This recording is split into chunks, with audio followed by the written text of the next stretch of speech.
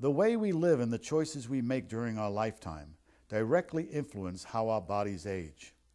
As baby boomers are reaching retirement, many are finding that the days of rock and roll have taken a toll on their hearing. Helen Keller said it best: if you lose your eyesight, you lose your connection to things. If you lose your hearing, you lose the connection to people. People with a hearing loss don't realize the dilemma they're in. They may be embarrassed, or they may simply just deny the problem.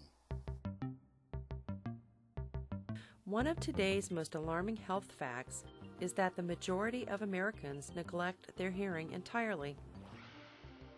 As many as 28 million Americans have a hearing loss, and 50% of people over 50 are suspected of having hearing loss. Hearing loss happens all through the age spectrum. Everybody experiences something a little different, it's a little unique, but it's okay, it's part of the process. Don and Audrey Hawley own Sound Advice Hearing Solutions in St. Petersburg. We love to encourage people to bring along their husband, their wife, a family member, a friend, somebody that they communicate with a lot, because it's great if somebody understands my voice, but how are they doing when they get back home into their own environment? In sensory neural hearing loss, a common form of hearing loss, many of these hair cells have been lost, resulting in greatly reduced hearing. When sound comes into the ear, it hits the eardrum, goes to the ossicles, and then it goes through the cochlea. And in the cochlea, there are 30,000 hair cells. These hair cells are what picks up sound. And then it sends a signal to the brain, which then deciphers those sounds into consonances and vowels. Those noises around them, those background noises, I refer to those as junk sounds. For me, hearing is a common sense thing. You either hear or you don't. And if you don't, you do something about it. I see every day when people come in, they're very guarded, they're emotional, they're just not animated, they're not happy, they're not smiling, they're sad, they're frowning. And the biggest reason is because their world has gone quiet.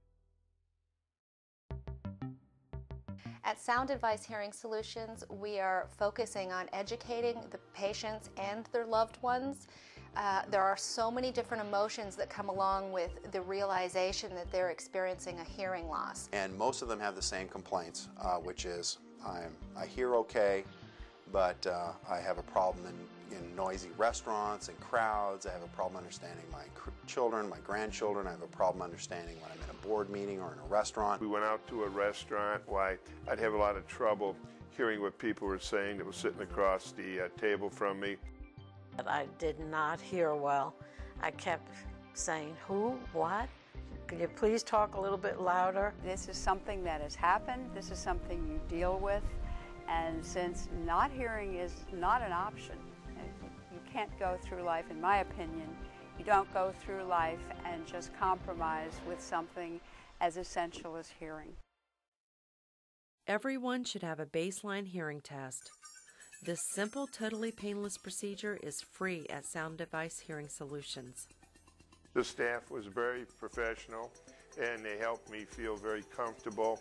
They treated me with respect and dignity, and that means a lot. An audiogram helps determine the spectrum of hearing loss. Then, using the new technology of live speech mapping, Don and Audrey Hawley develop a custom hearing solution. Don was fabulous. He explained everything in a very medical way. The brain doesn't like unfinished words, and so it takes it and it makes up a word. Pool, tool, cool, fool, whatever. Hearing amplification corrects that loss, and it allows the ear to hear the st, st sound. After my hearing test, Don said, you're a perfect candidate for open fit hearing devices. And I said, is this a good thing? And he said, yes.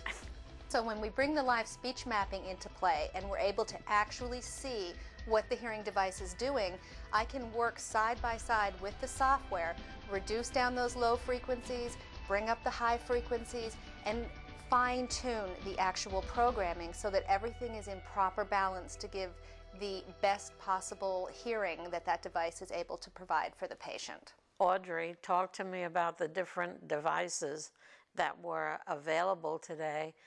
Some of them I was not fully aware of. After we've completed the live speech mapping, the people are leaving our office. They know that the experience that they're going to have out in their real world, their environment, their social events, that the device is working the best that it possibly can. I interact with people. I'm on the phone all the time. I wear a Bluetooth. So I have all these things hanging off of my head. It's fascinating and it's exciting to be able to offer so much different technology, so many different solutions for people. Technology has come to a point now where these have actually gone from being considered hearing aids to hearing devices. Personal communicators is where this technology is going. And in the very near future, where you see people that have the large little Bluetooths on the side of their head, that'll be gone, to where the instruments are going to be very small to the point where they're almost not even noticeable. So if people do have a hearing loss, that can be corrected. As Don told us during the interview, the days of personal communicated technology are just around the corner. I think they're already here.